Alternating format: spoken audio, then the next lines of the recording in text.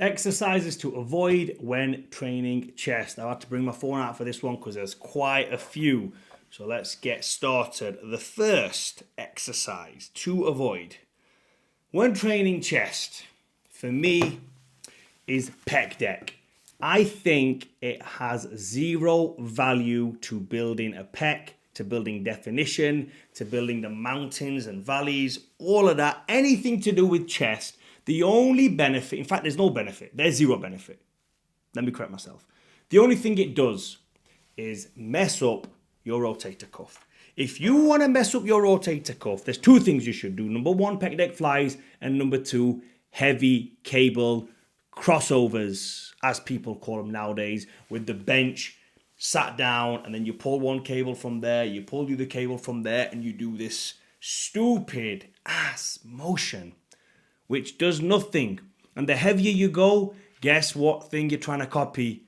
Dumbbell press. So why not just do the dumbbell press? But first, let me get back to the Pec Deck and why I hate it so much. First of all, so many different Pec Decks. I know people are thinking nowadays there's so many good Pec Decks out there. There's a Prime Fitness one, there's an Atlantis one, there's a Cybex one, there's a Panatta one, there's many different Pec Decks. And they move in and out nowadays, not like the old school ones that were just fixed and you had to get your elbows in and that was it. This motion does nothing. The only thing this does is flex the pec. That is it. It doesn't build muscle. You're not using enough load to do this. And guess where all the load is when you're doing this? Or nowadays it's like this. Guess where all that load is? Over there, not over here. Simple. Basic biomechanics for your body. If you don't know that by now, then I don't know what to say. And what's worse is I'm seeing guys in the gym at the minute starting with the Pec Deck, and they do it because they think, let's activate the muscle. Do you know how I activate muscle? I look at it and just go, boom, there you go, activated. That is it. Look at that. Look how easy it was. Boom, activated.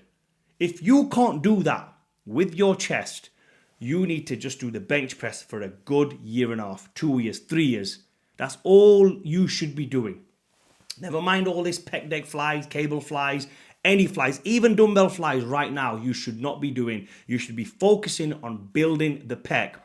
Now, if you want to build that middle line, this is the theory that everyone thinks that this does the middle pec. All that middle pec is the insertion points for your chest, the valley. Now, if you want to see a valley, what's a valley? A valley is something that has two mountains on either side.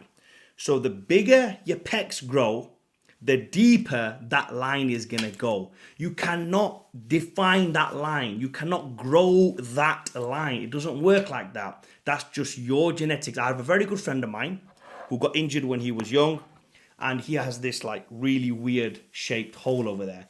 He can't feel that and he can't change it. It's just the way he is built right now. Obviously, his was down to an injury. It's just the way it is. Nothing you can do about that. Obviously, if you tear your pec, you can reattach it from this side. But from the middle, I've never really seen it happen. You'll see a lot of wrestlers. If you follow WWF back in the days, you'll see it. Scott Steiner was a big one. He used to have this massive hole in the middle of his chest. Anyway, point is, stay the hell away from Pec Deck. Stay the hell away from cables. Anything like that is putting any stress or strain on your shoulders, you should not be doing. And the second thing is machines. Let me explain. When it comes to any chest pressing machines, unless you train at the same gym all the time and you're used to this machine, this is not what I'm talking about. If you like a chest press machine, by all means use it. I'm not saying don't use machines. People have injuries or people like a familiar machine or they get used to this machine and they think, okay, this is a good angle. It works for me. Let's go and use it. Great. Do that. What I'm going to say is this.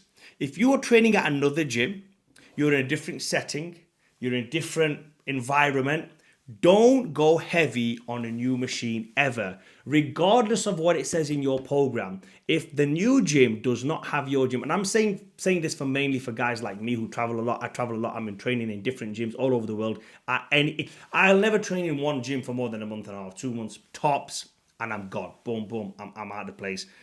And I see so many people get injured when they try new machines and they go heavy on those machines. Stay the hell away from those machines. Equally, when it comes to machines, One of the biggest sins, one of the biggest sins when it comes to training pec, for me, is the Smith machine. I hate the angle of the Smith machine. Are you going to say there's no angle, it's just straight up and down? Exactly. That's the point I'm trying to make. Your body's not designed to go straight up and straight down. It just doesn't work. The bar, if you watch any good bench press, any heavy bench press, it does not go straight up and down. It comes in an arc. Do you know why it goes in an arc? Because that is the safest position for it to travel. The safest and the best and the strongest. So if it's safe and it's the best and it's the strongest, why are you using a Smith machine which is setting you in an awkward position to press up and down? Again, guess what's going to happen? Shoulder, elbows, all this kind of injury is caused from people doing exercise that they think are effective. And it might not happen there and then. Remember, injuries do not happen when you think they're going to happen. They happen when you least expect it.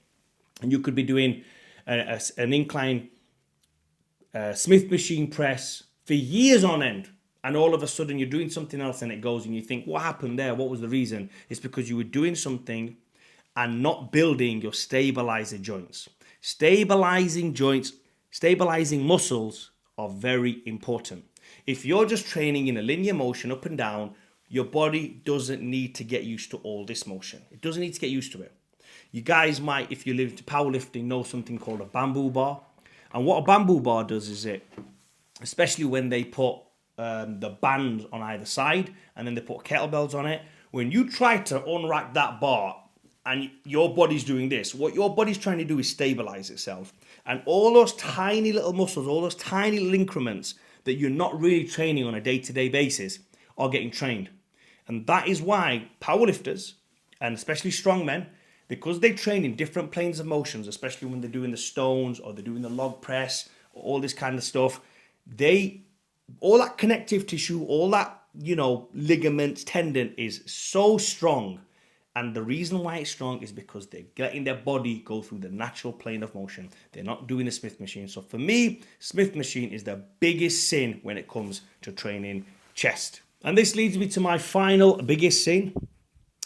And this is weighted dips. This is another one that's going to creep up on you. When you're doing it, you're not thinking you're doing any damage. And it looks cool. Some people put the chains on. Some people get the belt on. Unless you're a calisthenic kind of guy and all you're doing is pull-ups and dips, but 3 hours a day in the park, you do not have the strength in your shoulders in order for the first or second set to start loading weight on that and dipping down. Eventually what's going to happen? You're going to wear your joints out. And this is one of the most important joints in your upper body. In fact, in the whole body, I believe, because it involves everything. You knacker your rotator cuff and everything's gone. Plain simple as that. And if you're wanting to strengthen that rotator cuff, or if you have some sort of injury in your rotator cuff or your elbows, then you guys are well aware right now, I am selling the Voodoo Floss Band. I have it in my own brand. Link is in the description. Thank you very much for those guys who have already purchased it. It has helped me a lot. Thought I can't just plug a product without showing you the product. So here it is. This is my Voodoo Floss Band. I have tried many off Amazon, eBay. I've ordered loads off some sports physio websites as well. I got this ordered. Was wrong, send another one. Wrong, send another one. I got 3 different prototypes in order to come up with this perfect one. And if you guys are wanting to know how you use this on your elbows and your shoulders, I'm going to do an instructional video. But right now, what you need to do is just Google, not Google it, go on YouTube. Just type in Voodoo Floss Band for your shoulders, Voodoo Floss Band for your knees, Voodoo Floss Band for your elbows. It is the best tool. One of the reasons why this is my first product available, and I've bypassed everything else, is because this is something I use, something I swear by. I do this every single time I train chest or shoulders. I am using my Voodoo Floss Band. And previous to that, I was using a Voodoo Floss Band anyway. So this is not just something I'm selling. This is not endorsed by nobody. This is my own product. Loads of people are getting in contact with me about shoulder problems, about elbow joint problems, tendonitis, and all the rest of it. This is it, guys. It's priced exactly the same as it is everywhere else. It's not any cheaper or any more expensive. So please give me some support, guys. Also, like the video, comment down below, and subscribe.